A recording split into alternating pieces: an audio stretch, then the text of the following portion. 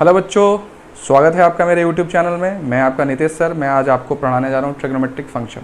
हम लोगों ने इंट्रोडक्शन वाला वीडियो इससे पहले देख लिया है। जिन लोगों ने नहीं देखा है वो जाके देख सकते हो, ठीक है।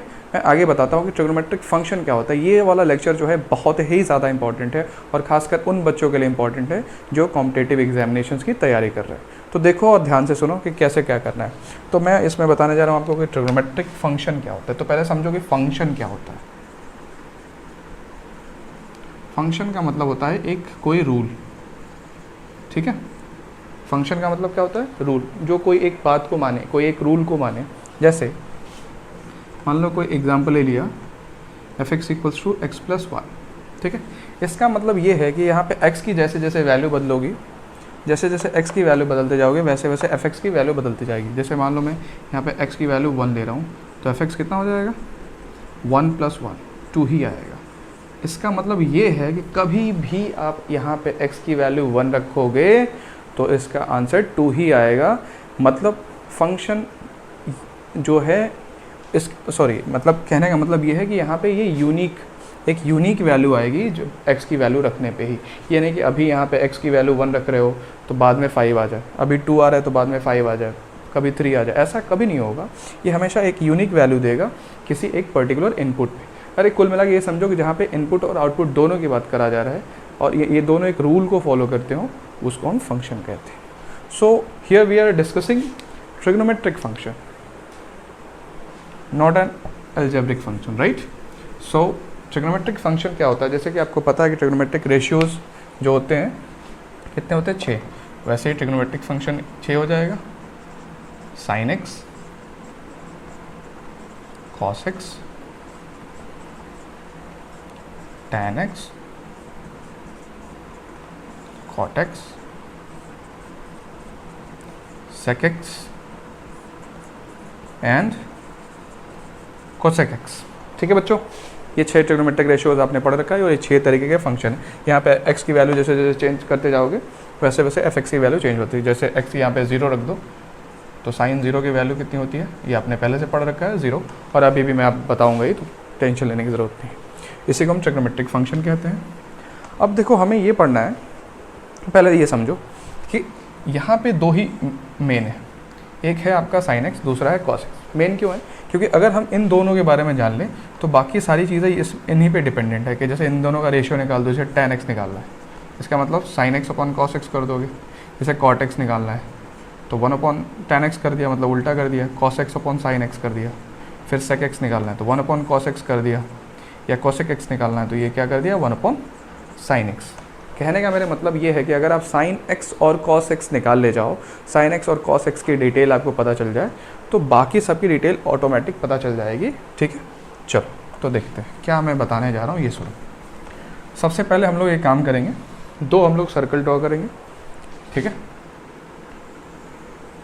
यूनिट रेडियस का 2 सर्कल। क्या किया मैंने?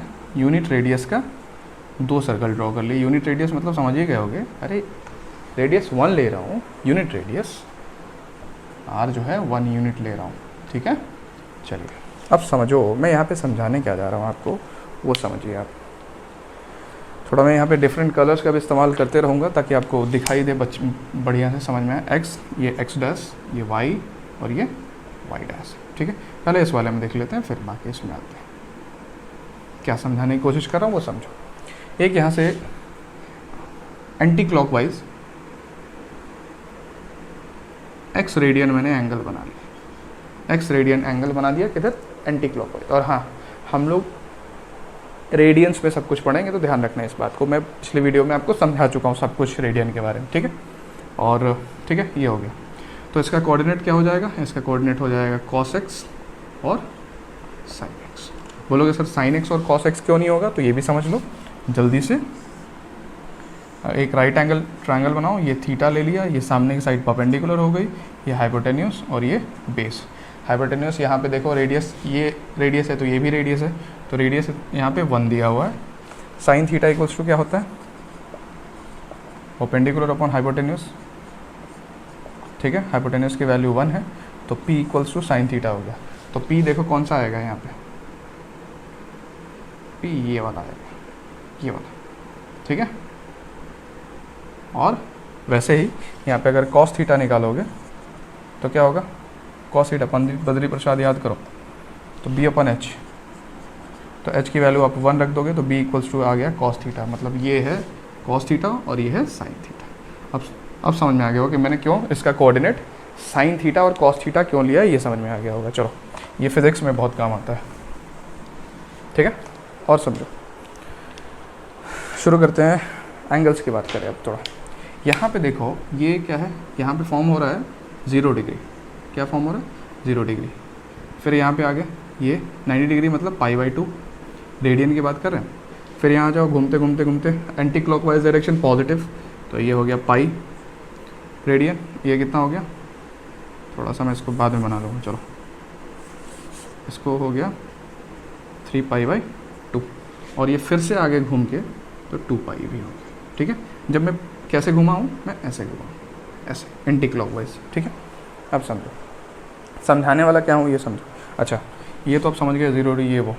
अब समझो cos x, पहले cos x और फिर sin x, मतलब यहाँ पे वैल्यू क्या हो जाएगी, यहाँ पे दो वैल्यूज़ हो जाएंगी। अच्छा 2π को अगर मान लो अभी कंसिडर ना करो, बाद में बताता हूँ, तो यहाँ पे दो क्या हो जाएगा, cos 0 और sin 0। क्यों, अरे 0 डिग्री है, x की वैल्यू यहाँ पे 0 डिग्री है, तो यहाँ पे cos 0 और sin 0 हो गया। यहाँ पे देखो घुमा इधर, यहाँ पे आओ, तो यहाँ पे हो जाएगा cos π/2 और sin π/2, ठीक है। और आ जाओ इधर घूम के, फिर यहाँ हो गया cos π और sin π, ठीक है। वैसे ही घूमते घूमते यहाँ आ गया, ये आ गया cos 3π/2 और sin 3π/2। मैं तुम्हें समझा रहा हूँ कि ये जो वैल्यूज़ आती हैं ये कहाँ से आती हैं, कहाँ से अचानक से कोई लिख दिया कि साइन थीटा की वैल्यू इतनी, कॉस थीटा की वैल्यू इतना, ये समझाने जा रहा हूँ मैं, एकदम आराम से समझ रहा हूँ। अब मैं वही दूसरा सर्कल बनाने जा रहा हूँ।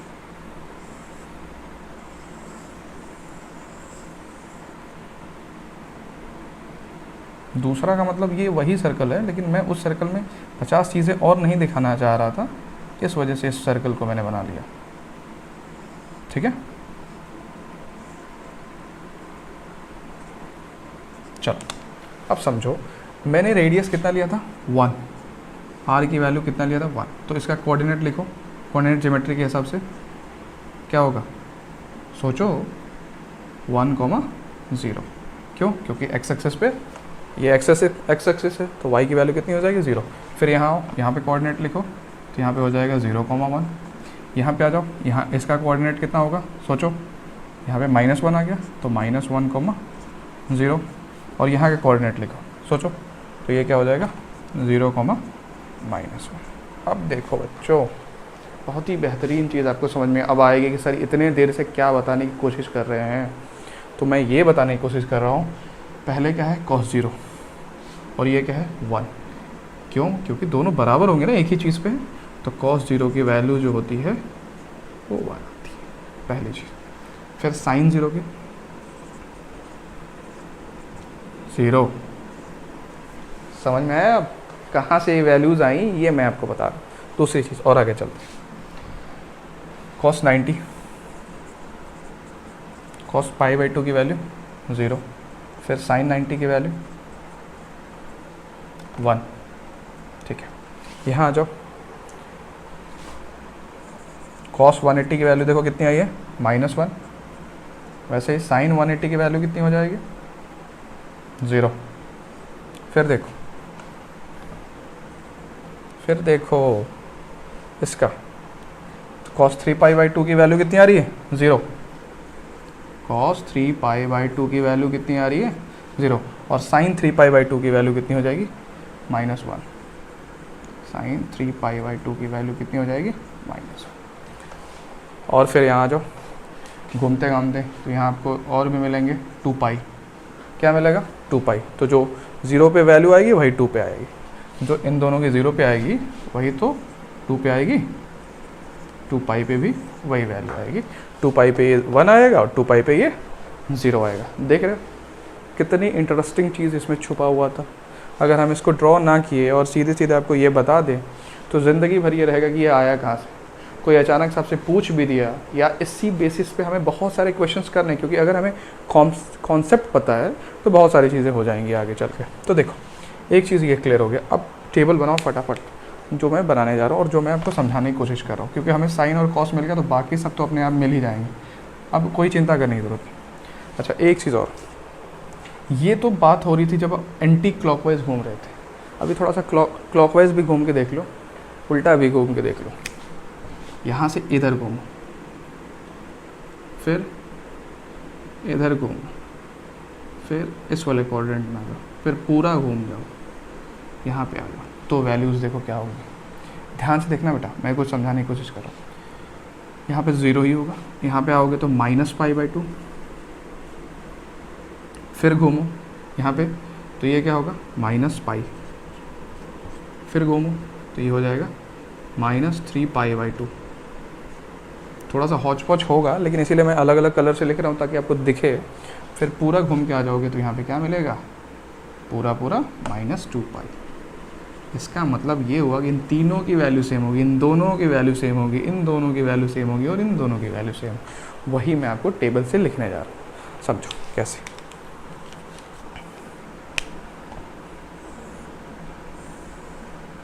किस पे हमें लिखना है, 0, 2π और -2π, 2π और -2π। एक ये हो गया, दूसरा π/2 -3π/2, π/2 -3π/2, एक ही चीज़ है, ठीक। अगला इसको मैं थोड़ा सा हटा देता हूँ थोड़ी देर के लिए, समझ जाना क्या था, ठीक है।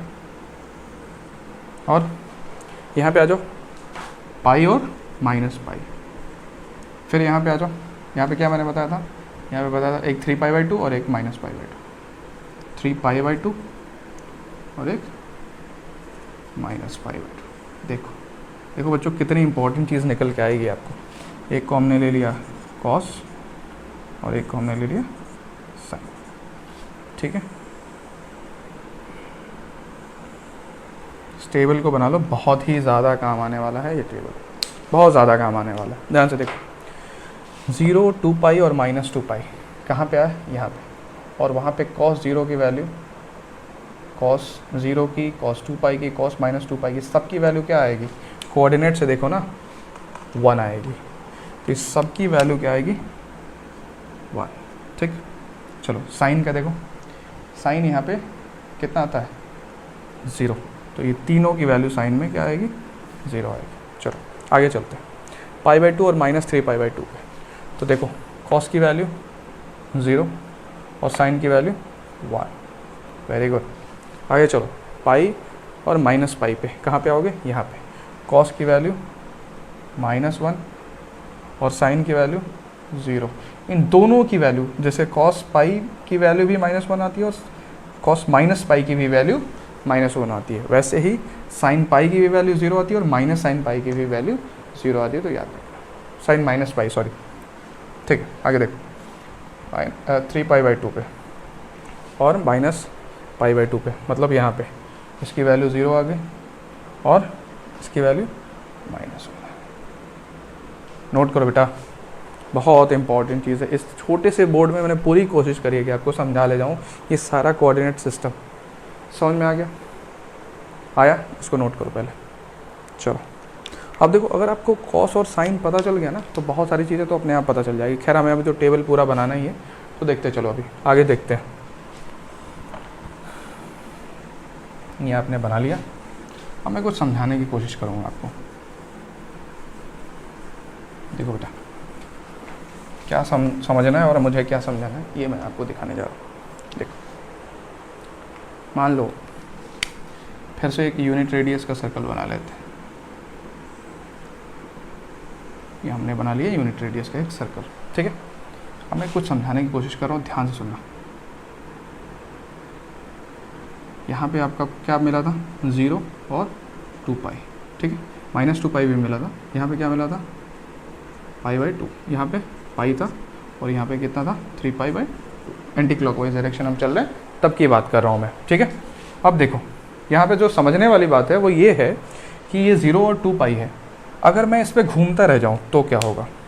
देखो अगर मान लो मैं पहले ये गया, एक राउंड ऐसे पूरा घूम के आ गया यहाँ पे, तो मैं कितना घुमा है 2 पाई, और मान लो यही घूम के मैं यहाँ पे आ गया, यहाँ पे हम लोगों ने ये वाली लाइन कंसिडर करी थी x रेडियन, तो इसकी वैल्यू क्या होगी ये बताना। तो देखो यहाँ पे समझने वाली बात ये है कि cos पूरा कितना घूम गए हो 2 पाई, और उसके अलावा कितना घूमा x, cos 2 pi plus x की वैल्यू क्या आएगी ये। दूसरी साइन भी तो जाओगे, तो साइन 2 पाई प्लस x की वैल्यू कितनी आएगी ये भी आपको समझो। देखो 0 से 2 पाई पूरा घूम के आया, मतलब एक सर्कल घूम के आए, मतलब फिर से तो वहीं पे आ गए। इसका मतलब ये हुआ बेटा कि cos 2 पाई का मतलब ये तो ख़त्म ही हो गया। आप कितना ही घूमे, फिर से आप उसी क्वाड्रेंट में आ गए, फिर से आप उसी जगह पे आ गए हो, भले 1 राउंड नहीं, 2 राउंड नहीं, 3 राउंड नहीं, ऐसे घूमते रहो 100 राउंड मैं कह रहा हूँ लो, और फिर भी आप आओगे तो उसकी वैल्यू भी फिर से cos x ही हो जाएगी, और यहाँ पे sin x ही हो जाएगी। समझ में आया। तो ये दो इम्पॉर्टेंट चीज़ हैं। तो यहाँ पे आपको समझना पड़ेगा कि अगर फॉर्मूला ये है कि cos 2n pi plus x हो जाए तब भी cos x ही होता है, और sin 2n pi plus x हो जाए तब भी sin x ही होता है। अब पूछोगे सर ये n क्या, अरे इंटीजर है भैया। देखो कैसे n की वैल्यू 1 राउंड, 2 राउंड, 3 राउंड, 2 पाई, फिर पूरा घूम के आओ, फिर पूरा घूम के आओ, ऐसे पाई बदलता जाएगा, तो भाई n है, ठीक है। पूरा नोट करो जल्दी से, बहुत इंपॉर्टेंट है। आगे चलता हूँ मैं। अब जो इससे भी इम्पोर्टेंट चीज़ एक है वो समझाने की कोशिश करता हूँ। देखो क्या, इतना घूम तो लिए, अब देखो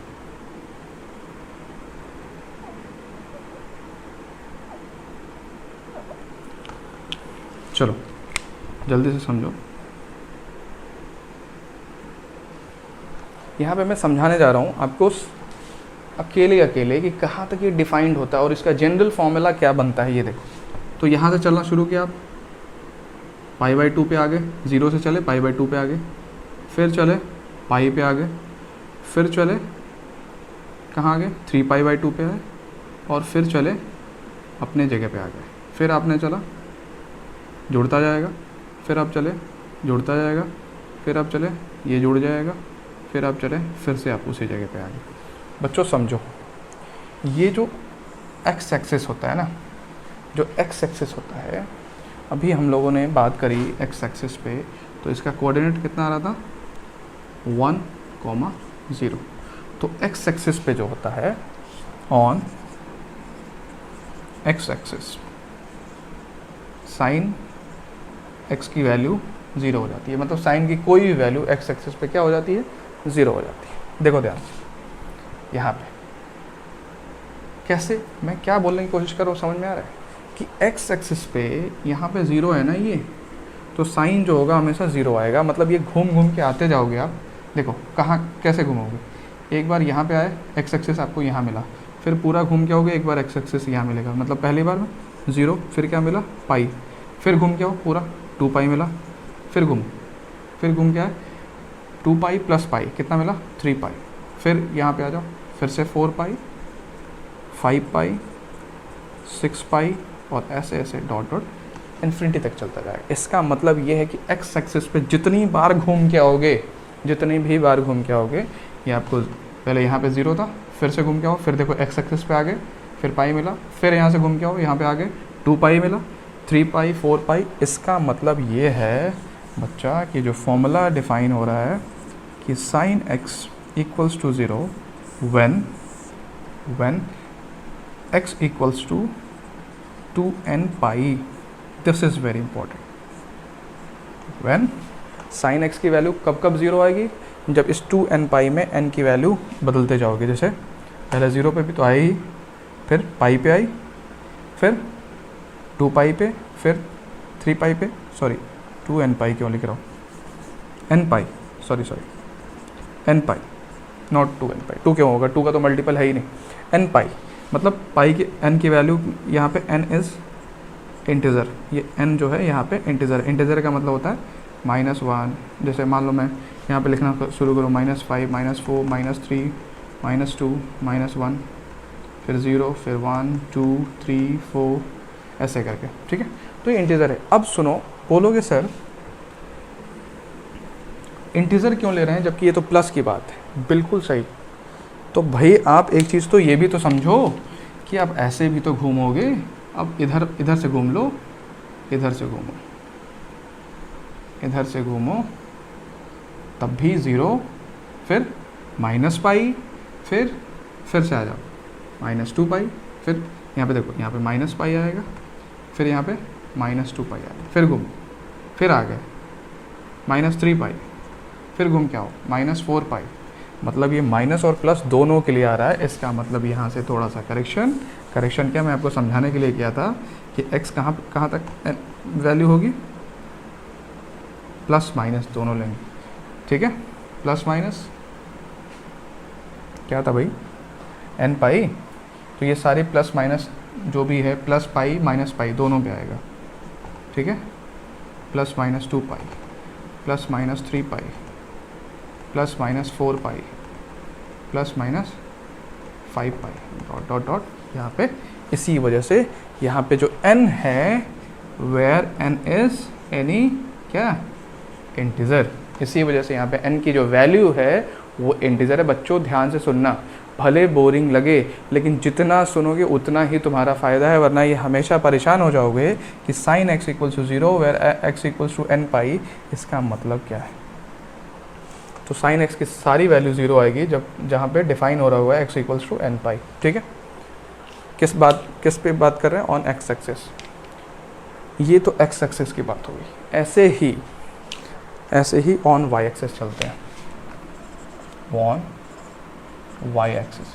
देखो ध्यान से, y एक्सिस पे cos आता है, तो y एक्सिस पे cos x = 0। cos x की वैल्यू जो है 0 आएगी कब, ये समझो कब 0 आती है। इधर से चलो, देखो आपको y एक्सिस कब मिलेगा, दो जगह, एक बार यहाँ मिलेगा और एक बार यहाँ मिलेगा। मतलब π/2 फिर 3π/2, फिर आओ एक बार घूमो, 3π/2 में π/2 जोड़ो, कितना होगा 5π/2, फिर घूमो और ऐसे घूमोगे तो π/2 की तरह चलता रहेगा। इसका मतलब ये हुआ, हाँ एक चीज़ और, यहाँ पे दोनों लेंगे, प्लस माइनस दोनों लेंगे, समझ जाओ, क्योंकि एक बार मैं यहाँ पे समझा ही चुका हूँ। वैसे यहाँ पे दोनों प्लस माइनस होगा।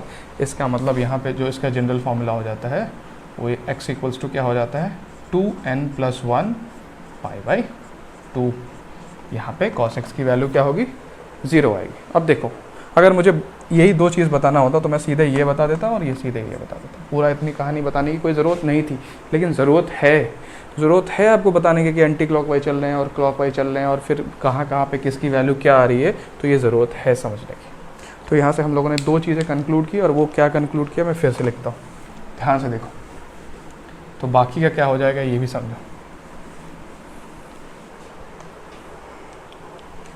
हमने कंक्लूड किया कि sin x की वैल्यू 0 होती है कब, जब x = आता है n पाई, जहाँ पे n क्या है, वेयर, ये वेयर का सिंबल है, n belongs to any integer, z integer को डिनोट करता है। फिर दूसरी चीज़ हम लोगों ने मिलाया, cos x = 0 कब होगा, जब x की value 2n + 1 π/2 where n is any integer, ठीक है।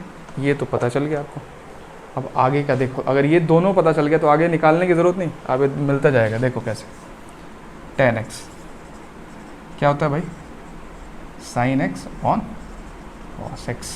देखो बच्चों, cos x ये नीचे 0 नहीं होना चाहिए, मतलब ये छोड़ के जहाँ पे x should not be equals to का क्या, 2n + 1 × π/2, क्योंकि x अपॉन में आ जाएगा तो इसकी वैल्यू डिफाइन ही नहीं होगी, इन्फिनिटी हो जाएगा, 0 हो जाएगा। तो ये तो इस पे 0 होता है तो ये वाली वैल्यू हम छोड़ के बाकी सब पे डिफाइन हो जाएगा tan।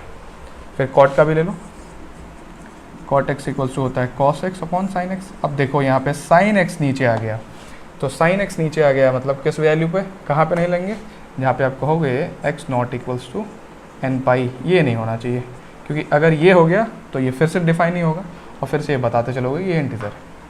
ठीक है, अब अगला सेक एक्स किसका उल्टा होता है, 1 अपॉन कॉस एक्स, तो कॉस एक्स अपॉन में फिर से ये वाली वैल्यू बोल दोगे कि ये नहीं होना चाहिए, x not equals to 2n+1 pi by 2, ये नहीं होना चाहिए।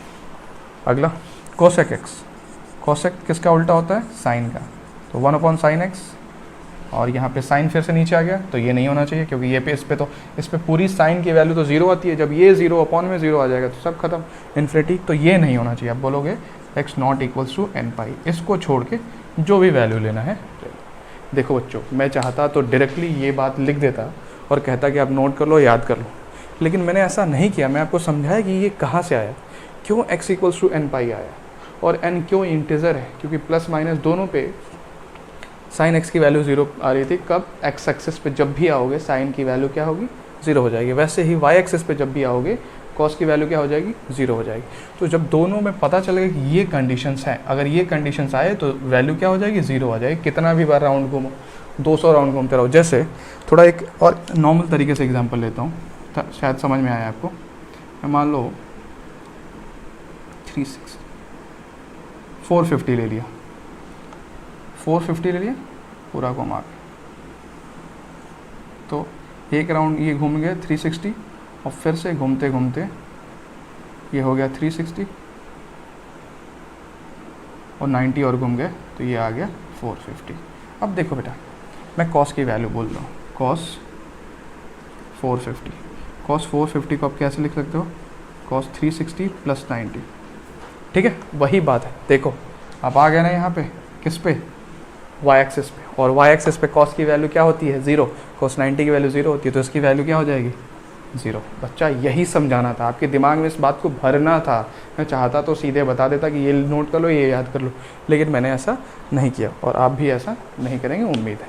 ठीक है, जो ट्रिग्नोमेट्रिक फंक्शंस हैं उनकी वैल्यूज़ कितनी आती है, जैसे मैंने 0 डिग्री ले लिया, यहाँ पे डिग्री में नहीं है एक्चुअली, रेडियंस में। ठीक है, 0 रेडियन π/6 मतलब 30 डिग्री, आप पता ही होना चाहिए, π/4 π/3 π/2 90, फिर 180, फिर ऐसे करके 3π/2 और 2π तक 360 तक हम ले गए, जिसमें साइन, कॉस, टैन, कॉट, सेक और कोसेक, ये 6 रेशियोज जो हैं इनकी वैल्यूज़ हमें निकालनी है। तो देखो, सबसे पहले मैं तो ये मानता हूँ कि अगर आपको साइन का याद है, केवल आपको साइन का याद है, या साइन कॉस दोनों का याद कर लो, तो बाकी के जो 4 बचे हैं उनका आप आराम से निकाल पाओगे, आपको याद करने की ज़रूरत नहीं। ठीक है, ये पहले भी आप पढ़ चुके हो, मैं बताता हूँ। पहले यहाँ से यहाँ तक तो आपने पढ़ रखा है पहले से ही, तो इसको लिखो, साइन 0 पे 0 ही होता है, 30 की वैल्यू आपको पता होना चाहिए, 1/2, 45 की 1/√2, 60 की √3/2, फिर 90 की 1, 0 से शुरू होती है 1 तक जाती है। ठीक है, इधर वाली वैल्यू मैं अभी बताता हूँ कैसे आप निकालोगे। जैसे मैं थोड़ा सा इधर इस लाइन को मैं मिटाता हूँ, और आप ड्रॉ करो वो सर्कल, रेडियस कितना था, 1 यूनिट का, और यहाँ से आपको वैल्यू अपने आप पता चल जाएगी, किसकी, इसकी, इसकी और इसकी। देखो कैसे, आपको पता है कि जब एक लाइन खींचते थे, यहाँ पे इसका कोऑर्डिनेट होता था cos x और sin x। ठीक है, और आपको पता है इसका कोऑर्डिनेट कैसे निकालते थे, ये 1 था, क्योंकि 1 यूनिट रेडियस का ये सर्कल है, तो ये 1,0, ये कितना हो जाएगा, यहाँ पे याद करो 0,1, वैसे यहाँ पे कितना हो जाएगा, -1,0, और ये कितना हो जाएगा, 0,-1। ठीक, अब देखो वैल्यू किसकी बात कर रहे हो, साइन की, और कहाँ पे बात कर रहे हो, पाई पे। पाई पे आ जाओ, ये है पाई, सॉरी पाई मतलब ये आपका 180 पे आ जाओ। साइन ये वाला कॉस है और ये वाला साइन है, तो देखो साइन का पाई पे वैल्यू कितनी आ रही है, 0 आ रही है। अब यहाँ पे आ जाओ, साइन ये वाला है -1 आ रहा है, ठीक है, और 2 पाई पे मतलब फिर से अपने जगह पे आ जाओ, तो ये वाला साइन है वो तो 0 आता ही आता है। क्लियर है एकदम। चलो, ये आपने लिख लिया किसका, पूरा साइन का। आप कभी भी भूल जाओ तो ये वाला तुरंत ड्रॉ करके आप जल्दी से निकाल सकते हो, या एक और तरीका भी बताता हूँ, आराम से देखते रहो। फिर कॉस का, अब कॉस 0 की वैल्यू होती है 1, फिर 30 पे √3/2, 45 दोनों का सेम होगा, कॉम्प्लीमेंट्री टू ईच अदर, 60 1/2, 90 पे 0। अब इस पे आ जाओ। अब पाई कॉस पाई की वैल्यू कितनी होती है, पाई ये है -1, साफ साफ आपको दिखाई दे रहा है यहाँ से, ये पाई है ना, ये पहले कॉस होता है फिर साइन होता है, तो -1 है, देख रहे हो पाई पे, ठीक है। 3π/2 पे चलो, 3π/2 ये है, यहाँ पे कॉस क्या है 0 है, ठीक है। और फिर से आ जाओ 2π पे, यहाँ पे कॉस कितना है 1, ठीक है बच्चों।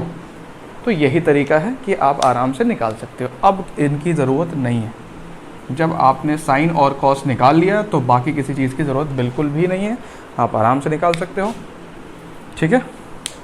तो देखते जाओ फटाफट, मैं पूरा टेबल आपके लिए ड्रॉ कर रहा हूँ इसलिए ताकि आप इससे हैबिचुअल हो जाओगे, देखोगे तभी आप सीखोगे। देखो आज ये हो गया।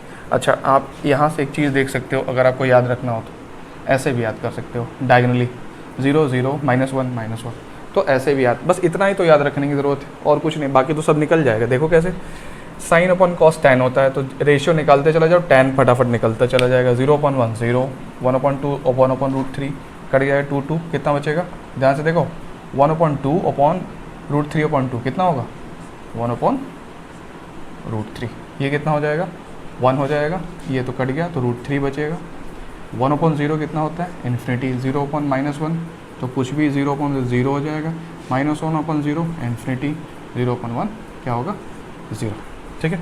अब कॉट किसका उल्टा होता है, कॉस उल्टा होता है tan का, तो इसका ऑपोजिट निकालिए, 1/0 इन्फिनिटी √3, ये तो सेम टू सेम होगा, 45 पे देखते चलना, 2 2 का सेम होता जाएगा, ये 1/√3 हो जाएगा, 1/∞ 0 होता है, 1/0 इन्फिनिटी होता है, फिर 1/∞ 0 होता है, फिर 1/0 इन्फिनिटी होता है।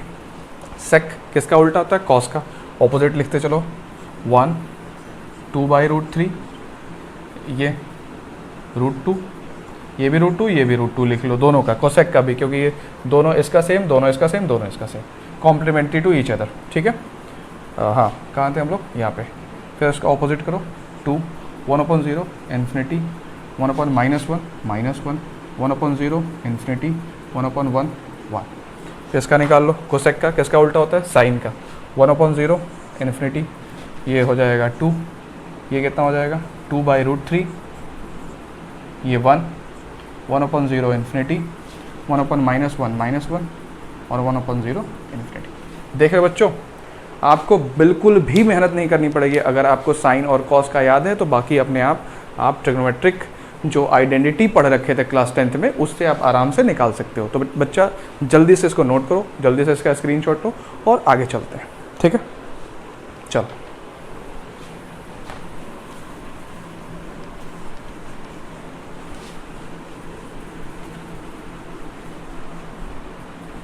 अब हम लोग पढ़ने जा रहे हैं बहुत इंपॉर्टेंट चीज़, साइन ऑफ, हेडिंग डालिए, sign of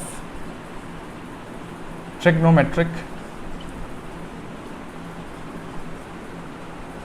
functions in different quadrants, in all quadrants लिखो, या इन डिफरेंट सही है, ठीक है। अलग अलग क्वाड्रेंट्स में साइन कैसा होता है, साइन का मतलब यहाँ से हम लोग प्लस माइनस की बात कर रहे हैं, ठीक है। साइन का मतलब SIN नहीं, SIGN नहीं है, ठीक है। देखो फटाफट पहले ड्रॉ करते हैं, और यहाँ पे बहुत इंपॉर्टेंट चीज़ सीखने को मिलेगी, आप तो एकदम ध्यान से देखो। ये क्वाड्रेंट हमने बना लिया, ये हमने एक सर्कल बना लिया, ठीक है बच्चों। सर्कल क्वाड्रेंट, ये x डैश y डैश, बेटा आराम से समझना, एकदम आराम से समझना।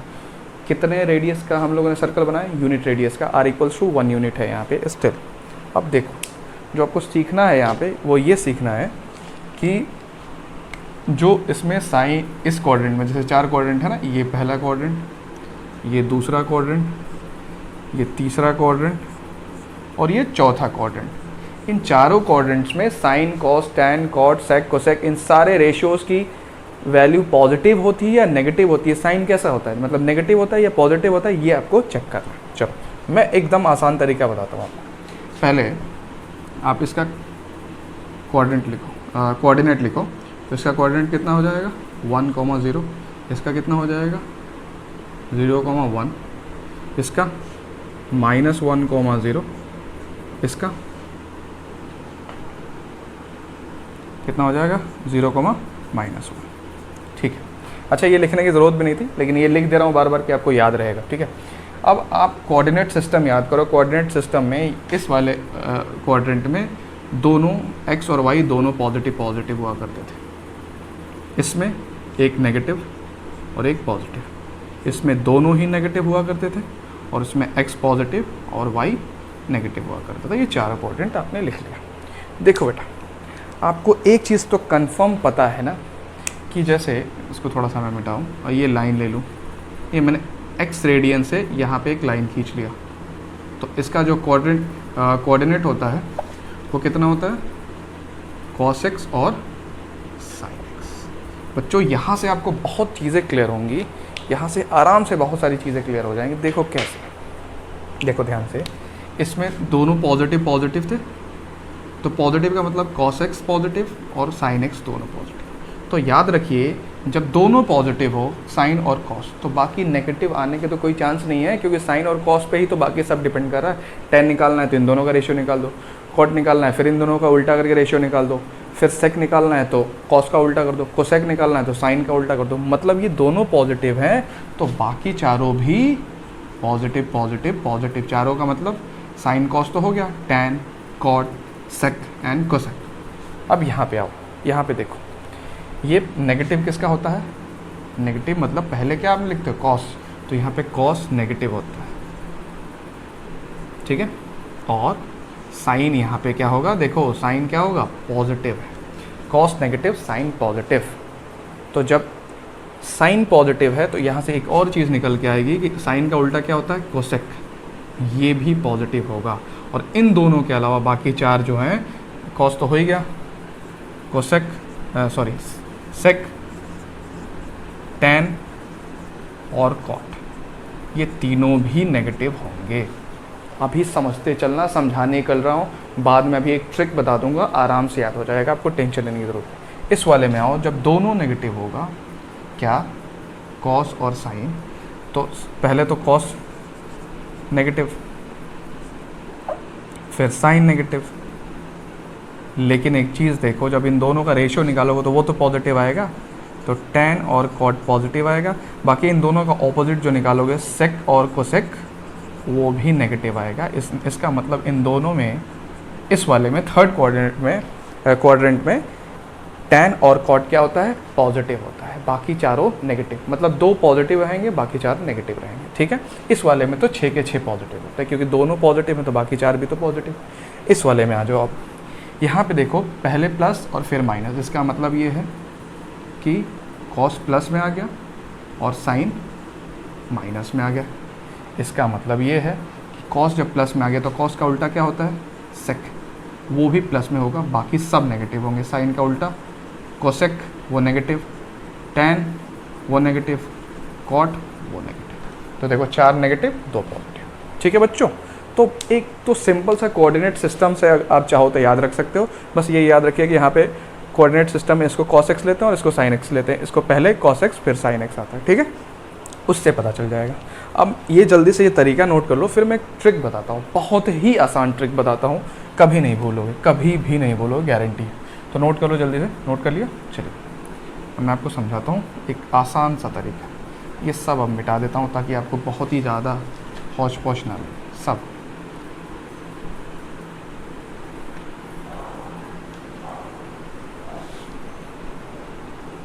देखो कितना आसान भाषा में आपको मैं समझाता हूँ, कुछ याद रखने की ज़रूरत नहीं पड़ेगी। अब पॉजिटिव नेगेटिव तुरंत आपको याद हो जाएगा कि सर आपने क्या क्या बताया था, वो तुरंत याद हो गया।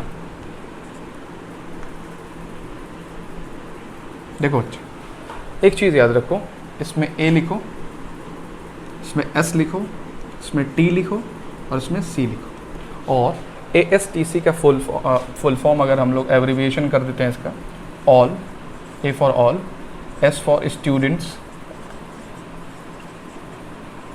T for, यहाँ पे ऑफ लिख लेना एक, फिर T for 10th और C for क्लास।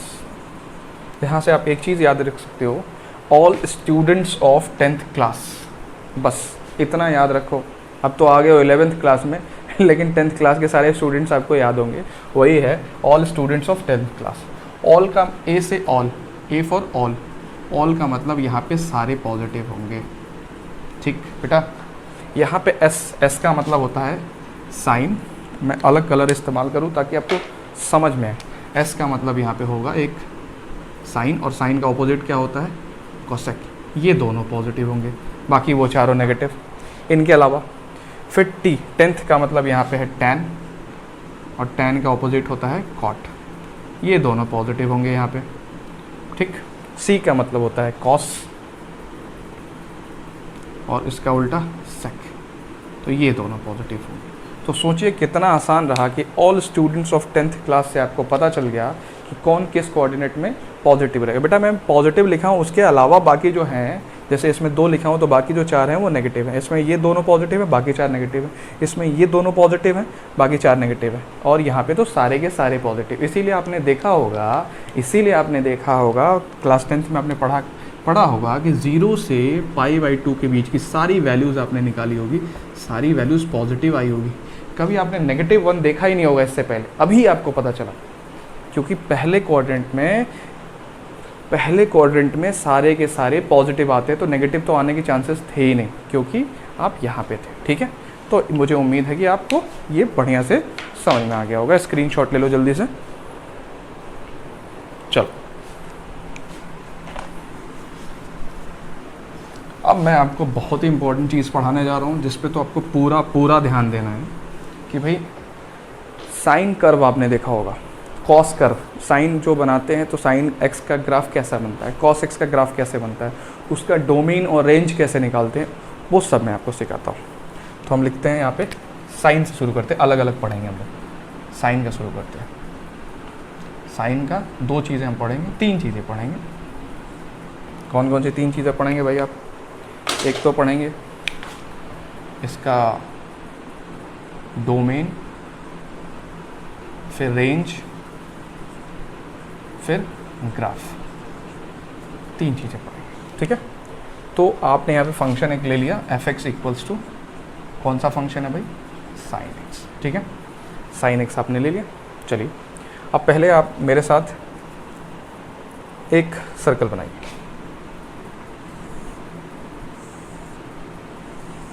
ये हम लोगों ने सर्कल बना लिया। आपको ये पता होना चाहिए कि हम लोग जब भी सर्कल बनाते हैं 1 यूनिट रेडियस का हम लोग सर्कल बनाते हैं, और उसी से सारी चीज़ें मानी गई, ठीक है। यहाँ पे आपने ऐसे खींच लिया पॉइंट, आपको ये पता ही है कि सर ये cos x होता है और एक sin x होता है, ठीक है। फिर आपको कोऑर्डिनेट आपको पता ही होना चाहिए कि सर ये 1,0 होता है, ये 0,1 होता है, ये -1,0 होता है, और यहाँ पे 0,-1 होता है, ठीक है। चलिए ये आपको पता है, ओके। अब सुनो, डोमेन का मतलब, रेंज का मतलब और ग्राफ कैसे निकालेंगे। तो देखिए आप एकदम ध्यान से सुनो, डोमेन कैसे निकालते हैं, और इसी के साथ साथ मैं ग्राफ बनाऊंगा। इधर मैं डोमेन और रेंज लिखूंगा। डोमेन का मतलब ये है कि आप इधर से यहाँ से चलना शुरू करो और एंटी क्लॉकवाइज चलते जाओ, तो चलते जाओगे, कहाँ तक जाओगे, प्लस इन्फिनिटी तक चलते जा रहे हो। 0 से आपने चलना शुरू किया और इधर प्लस इन्फिनिटी तक, पता नहीं कहाँ तक आप चलते जा रहे हो। और ये तो एंटी क्लॉकवाइज की बात हुई। अगर मैं इसी चीज़ को क्लॉकवाइज घुमा देता, ऐसे ऐसे चलते जा रहे हो, वो भी कहाँ तक जाओगे, -इन्फिनिटी तक। इसका मतलब ये कंफर्म हो गया कि इसका जो डोमेन होगा -इन्फिनिटी से +इन्फिनिटी तक होगा। इसका मतलब ऑल रियल नंबर्स। तो R लिख दो, तो इसका जो डोमेन होगा वो ऑल रियल नंबर का मतलब R हो गया, ठीक। रेंज देखो भाई, रेंज देखो, रेंज तो आप खुद निकाल लोगे, अब इतने समझदार हो गए हो। साइन की बात कर रहा हूँ, तो ये वाला साइन है, मतलब दूसरा वाला साइन। तो देखो ध्यान से, साइन मैक्सिमम कहाँ तक गया है, +1 तक जा सकता है साइन, और मिनिमम कहाँ तक जा सकता है, +1 गया, फिर 0 आया, 0 से -1, -1 से ना नीचे जा सकता है ना ऊपर जा सकता है। इसका मतलब आपको कंफर्म हो गया रेंज क्या, कि -1 से +1 तक। समझ में आया कि नहीं, -1 से +1 तक ये आपका रेंज हो गया। इससे साइन कर एक्स्ट्रा नहीं जा सकता। अब हम लोग ड्रॉ करने जा रहे हैं किसको, साइन कर। ड्रॉ करिए इसी के सामने, मैं इसी के सामने कुछ दिखाने की कोशिश करूँगा आपको। तो एक ऐसे डॉटेड लाइन खींच लो यहाँ से नीचे से, और एक डॉटेड लाइन खींच लो यहाँ से। बेटा आपको ये जो भी मैं कुछ कर रहा हूँ थोड़ा सा आपको बड़ा लग रहा होगा, ज़्यादा लग रहा होगा, लेकिन बेटा आपको समझना पड़ेगा, सीखना पड़ेगा। भाई आप कंपटीशन की तैयारी ऐसे नहीं कर सकते हो कि मैं सीधे आऊँ साइन कर देख के खींच लूँ ऐसे और फिर उसका डोमेन रेंज लिख दूँ और फिर आपको कुछ समझाऊँ ना, फिर मैं कहूँ याद कर लूँ, तो काफ़ी कॉम्प्लिकेशन होगा। फिर आप ये एक्सेस खींचो, ठीक है, और ये खींच दिया, ठीक है। कहाँ से शुरू करें, इधर 0 से 0, π/2, पाई, फिर 3π/2, फिर 2π, और अगला इसमें 2π में पाई जोड़ दोगे तो मतलब π/2 जोड़ दोगे तो और 5π/2 हो जाएगा, ठीक है।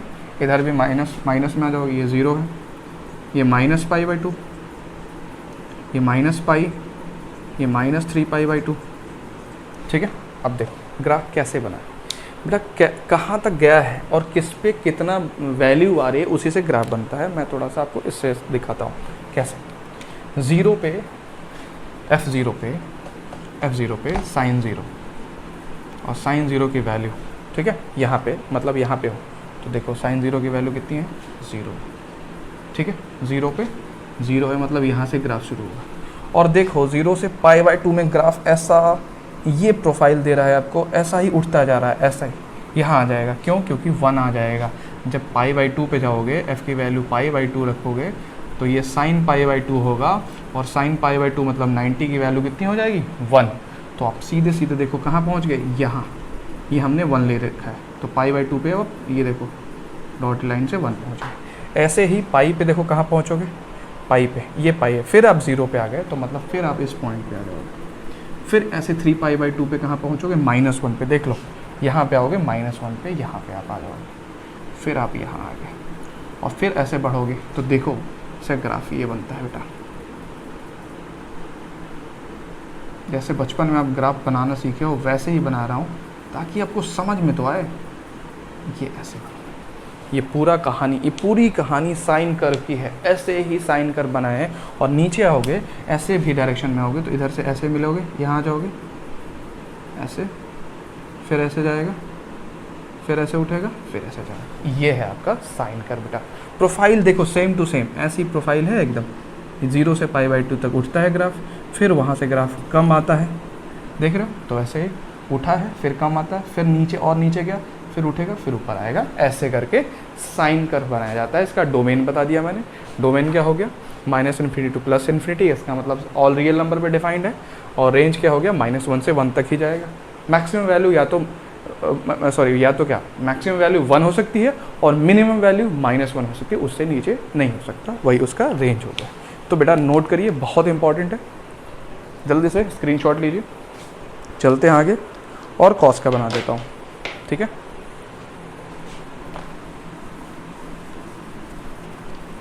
अब हम लोग चल रहे हैं कॉस का बनाने। बहुत आराम से सीखेंगे हम लोग, कोई फ़र्क नहीं पड़ने वाला। fx = हमने ले लिया क्या, cos x। अब इसका हम लोग ग्राफ बनाना चाहिए। तो पहले क्या हम लोग निकालते हैं, डोमेन, फिर रेंज निकालते हैं, ठीक है भाई। तो इधर डोमेन और इधर रेंज, देखिए कहाँ से कहाँ तक जाता है, देखते हैं। पहले आप वो यूनिट रेडियस का एक सर्कल बनाओ फटाफट। ये रहा वो सर्कल, ठीक। अब देखो इसका कोऑर्डिनेट लिखो, क्या 1,0। इसका कोऑर्डिनेट क्या होगा, 0,1। इसका कोऑर्डिनेट क्या होगा, -1,0। और इसका कोऑर्डिनेट क्या होगा, 0,-1। किसकी बात कर रहे हैं हम लोग साइन की बात कर रहे हैं, थोड़ा प्रोफाइल ये सही नहीं आ रहा, सही आ गया। चलो किसकी बात कर रहे हैं हम लोग? कॉस की। तो पहले कॉस और फिर साइन एक्स, क्योंकि हमने ये एक्स रेडियन पे पॉइंट लिया था। अब समझो कि इसका ग्राफ कैसे बनेगा, इसका डोमेन रेंज कैसे निकलेगा बेटा। तो देखिए कॉस एक्स है 0 पे f0, कॉस 0 पे देखो कितना दे रहा है, 1 दे रहा। ठीक है भाई, अब सीधे यहाँ पे आ जाओ π/2 पे, f π/2 पे cos π/2, cos π/2 देखो कहाँ आ गए, cos पहले आता है मतलब 0 दे रहा है यहाँ पे। ठीक, फिर से शुरू करिए। अब और आइए यहाँ पे पाई पे, f पाई पे, तो cos पाई देखो बेटा यहाँ पे क्या हो गया, यहाँ पे 1 था तो यहाँ पे -1 आ गया। ठीक है, देखिए कैसे हो रहा, 1 से एकदम 0 पे आ और 0 से और ग्राफ नीचे गिरा और फिर यहाँ से ग्राफ उठना शुरू करेगा। एक और निकाल लेते हैं, f क्या भाई 3π/2 पे, 3π/2 पे cos 3π/2 होगा और cos 3π/2 पे वैल्यू चेक करो 0 आ गए, फिर से -1 से फिर 0 आ गया और 0 से फिर बढ़ना शुरू करेगा। इसका ग्राफ बेटा देखो कैसे बनेगा। पहले मैं जैसा यहाँ पे बना रहा था डॉटेड लाइन से, आप ये डॉटेड लाइन बना लो यहाँ तक, देखने के लिए ग्राफ कैसे बना है, और इसी पे हम लोग ग्राफ बनाएंगे। ठीक है, ये हमने एक ये वाली लाइन खींच लिया, एक्स एक्सिस, ये आपकी वाई एक्सिस हो गई। ठीक है, 0 से शुरू किया, 0 π/2 पाई 3π/2 2 पाई 5π/2 ऐसे करके। ठीक है, लिख लें 0 π/2 पाई 3π/2 2 पाई 5π/2, इधर भी जाओगे माइनस में -π/2 -π, अब छोड़ो, इधर जाने की ज़रूरत नहीं। अब इसका प्रोफाइल देखिए, शुरू करिए। 0 पे क्या था, 1 था, मतलब 0 पे आप यहाँ हो पहले से ही। 0 पे देखिए ना, f0 पे वैल्यू कॉस की कितनी है, यहाँ पे। ठीक है, 90 पे देखिए कहाँ पे है, 0 पे आ गया, 90 पे यहाँ पे आ गया, 0 पे आ गया। ठीक है, अब देखो कहाँ पे है, पाई पे कहाँ है, मतलब 180 पे क्या है, -1 पे आ गया। हमने 1 की ये लेंथ ली रखी है, मतलब यहाँ आ गया। तो यहाँ से प्रोफाइल ऐसे शुरू होती है, प्रोफाइल होती वैसी ही है लेकिन शुरू यहाँ पे ऐसे होती है, यहाँ से ये वाली शुरू होती है। ठीक है, फिर ऐसे जाएगा, फिर ऐसे जाएगा, यहाँ तक जाएगा, फिर यहाँ से डिक्रीज़ करना शुरू करेगा और फिर यहाँ पे ऐसे आएगा। सिमिलर सा काम यहाँ पे होगा, ऐसे आएगा, फिर ऐसे आएगा, फिर ऐसे बढ़ाएगा। ये किसका प्रोफाइल है भाई, यहाँ से शुरू हो रहा है, ये ध्यान देना बच्चों। अच्छा, इसको मैं हटा ही देता हूँ, छोड़ो, ये देखो, समझो, ये है cos x का ग्राफ। एकदम मैंने समझा के, बच्चों जैसा समझा के आपको बनाने की कोशिश करी है ताकि हमेशा आपको याद रहेगा। अब चलो डोमेन की बात करें और रेंज की बात करें। तो डोमेन का मतलब यहाँ भी वही है, ये क्लॉकवाइज जाओगे तो +∞ तक जाएगा और एंटी क्लॉकवाइज जाओगे तो -∞ तक, मतलब ऑल रियल नंबर इसका भी डोमेन हो गया। रेंज देखो, रेंज कहाँ से शुरू हो रहा है भाई, ये कहाँ से कहाँ तक जा सकता है। ये भी वैल्यू आप देख रहे हो कि -1 और +1 के बीच में ही दौड़ रही है, -1 और +1 के ही भी बीच में ये भी वैल्यू दे रही है, तो सेम टू सेम इसका भी रेंज आ गया। तो बच्चों मुझे उम्मीद है कि साइन x का और cos x का आपको डोमेन, रेंज और उसका ग्राफ बनाना अब आ गया होगा। ठीक है, साइन कर्व और कॉस कर्व और उसका आपने डोमेन, रेंज दोनों देख लिया था। tan, cot, sec, cosec का यहाँ पे देखो, इसका डोमेन हो जाएगा tan का r मतलब रियल नंबर -2n + 1 π/2। अब ये याद करोगे, अभी इसी वीडियो में मैंने आपको 2n + 1 π/2 मतलब बताया था कि देखो tan x कैसे निकलता है। tan x मतलब होता है sin x upon cos x। ठीक है, तो देखो cos x मतलब cos अगर 0 हुआ तो ये डिफाइन नहीं होगा, इसका मतलब ये 0 नहीं होना चाहिए। अब ये 0 कहाँ कहाँ होता है, cos आपको याद होना चाहिए। मैंने बताया था कि cos और sin कहाँ कहाँ 0 होता है। इस पे sin 0 होता है इस एक्सिस पे, और इस पे cos 0 हो जाता है। ठीक है, बताया था कैसे, आप पहले cos लिखते हो और फिर sin लिखते हो। तो यहाँ पे जब आते हो तो इसका 1,0 आता है तो ये 0 हो जाता है। किस एक्सिस पे?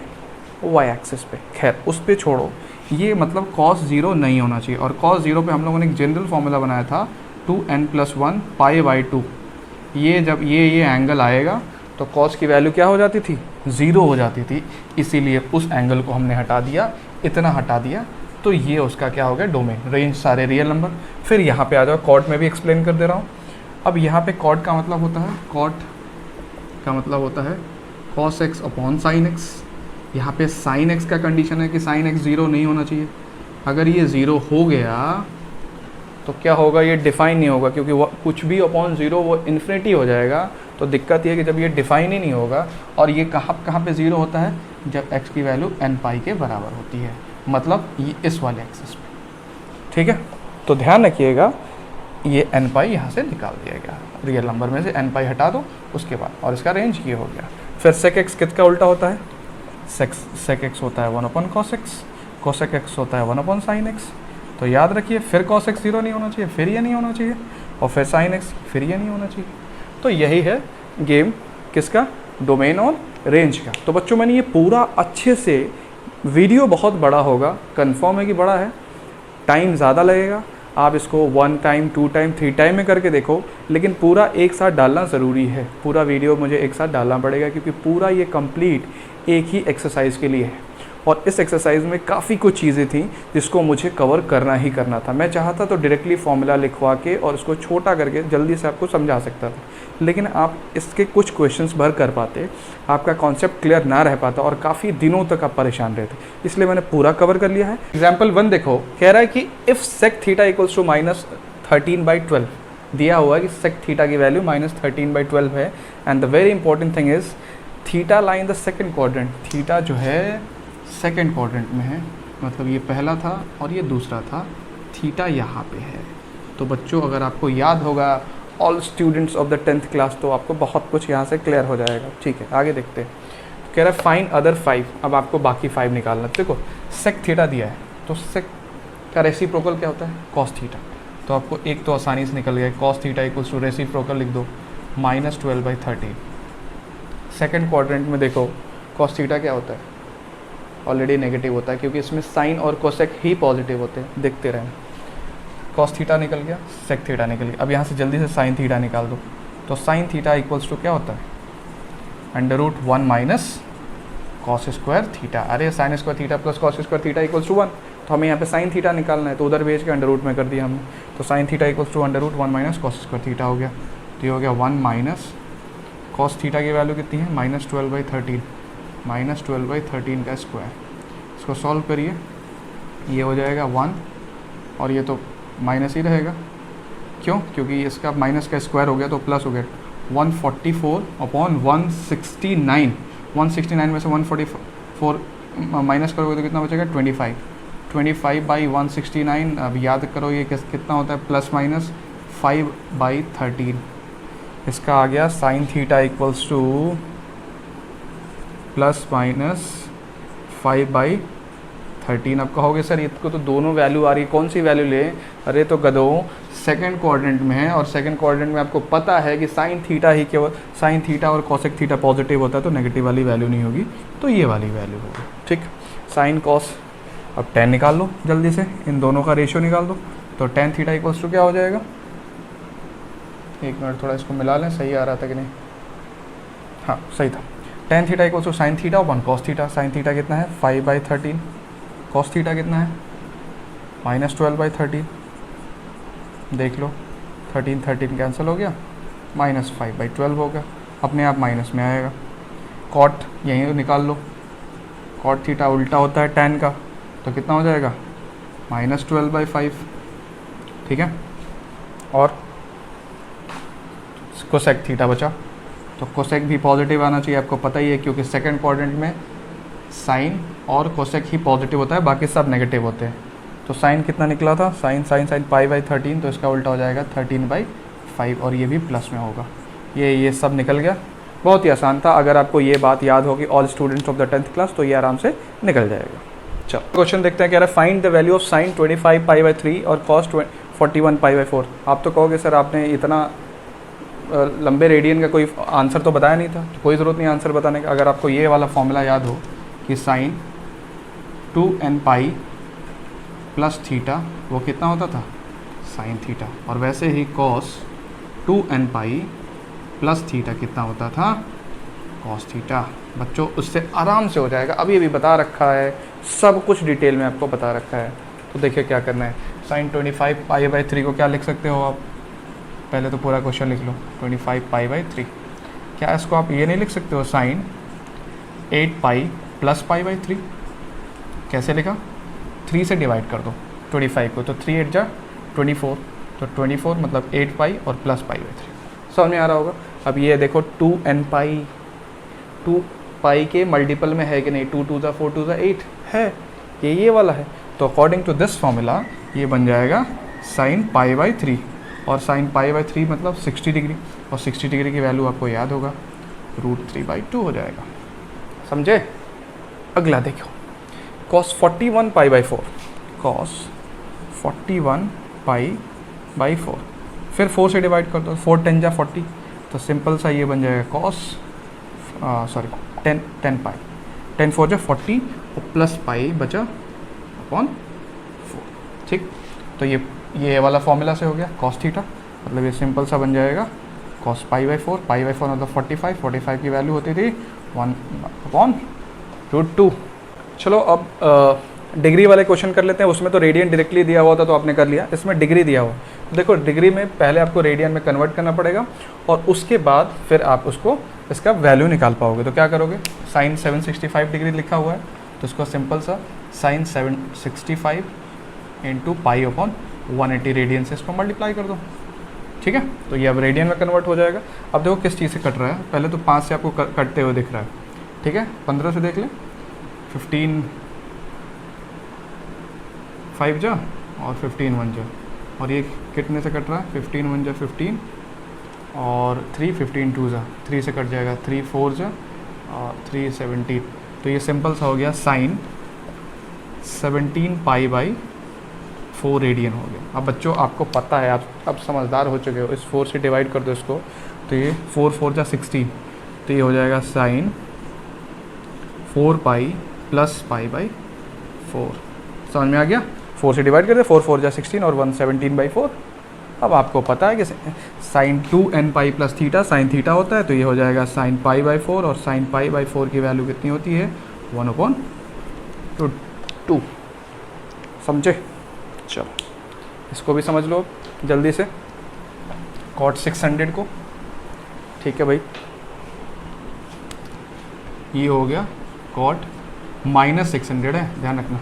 डिग्री में पहले कॉट माइनस थीटा जो होता है, कॉट माइनस थीटा होता है, माइनस कॉट थीटा होता है, तो माइनस बाहर चला गया, तो ये माइनस कॉट 600 हो गया। फिर इसको किस में कन्वर्ट करोगे, रेडियन में, तो ये हो गया minus cot 600 into pi upon 180 radian. 0 से 0 कैंसिल, 6 10 जा 6 3 जा, यही तो हुआ, 6 10 जा 60 6 3 जा, बिल्कुल। तो 10 पाई बाई 3 हो गया, ये हो गया माइनस कॉट 10 पाई बाई 3। इसको ब्रेक कर लो, 3 से 3 3 जा 9, तो ये हो जाएगा minus cot 3 pi plus pi by 3। 3 3 जा 9 पाई और प्लस पाई 10 पाई बाई 3 हो गया ना। तो ये फिर cot 2n pi plus theta क्या होता है, कॉट थीटा, तो यहाँ पे माइनस में है, तो माइनस कॉट पाई बाई 3 हो जाएगा। पाई बाई 3 मतलब कॉट 60 डिग्री, और 60 डिग्री की वैल्यू कितनी होती है, 2, तो ये हो गया -2। माइनस पहले से था ना,